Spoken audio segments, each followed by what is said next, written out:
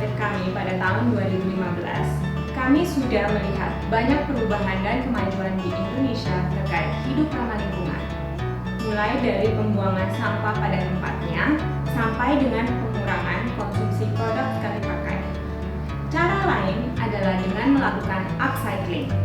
Nah, di GLAM Handmade kali ini, kami akan mengupcycle bahan dalam bekas menjadi pouch dan aksesoris lainnya. Penasaran kan? Mari kita eksplor bersama.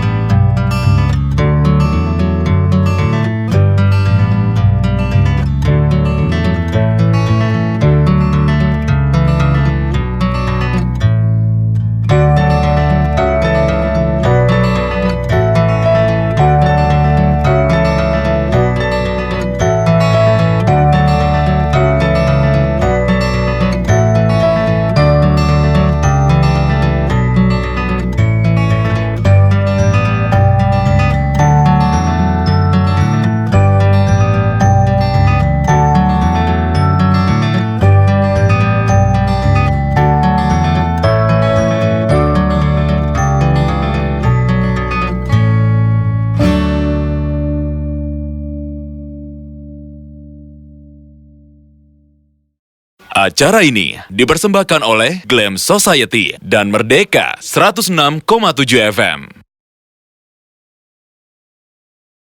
Follow us at Merdeka FM.